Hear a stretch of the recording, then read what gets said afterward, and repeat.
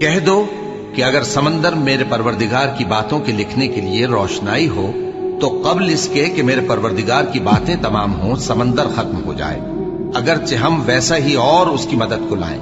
جو کچھ آسمانوں اور زمین میں ہے سب اللہ ہی کا ہے، بے شک اللہ بے نیاز ہے، لائق حمد و ثنا ہے۔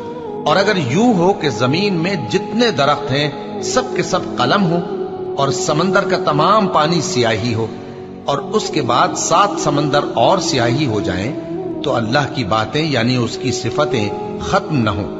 بے شک اللہ غالب ہے، حکمت والا ہے۔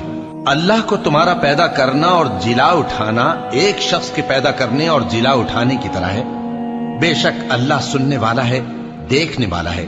کیا تم نے نہیں دیکھا کہ اللہ ہی رات کو دن میں داخل کرتا ہے اور دن کو رات میں داخل کرتا ہے، اور اسی نے سورج اور چاند کو کام میں لگا رکھا ہے، ہر ایک وقت مقرر تک چل رہا ہے، اور یہ کہ اللہ تمہارے سب اعمال سے خبردار ہے۔ یہ اس لیے کہ اللہ کی ذات ہی برحق ہے، اور جس کو یہ لوگ اللہ کے سوا پکارتے ہیں وہ سب باطل ہے، اور یہ کہ اللہ ہی عالی رتبہ ہے، گرامی قدر ہے۔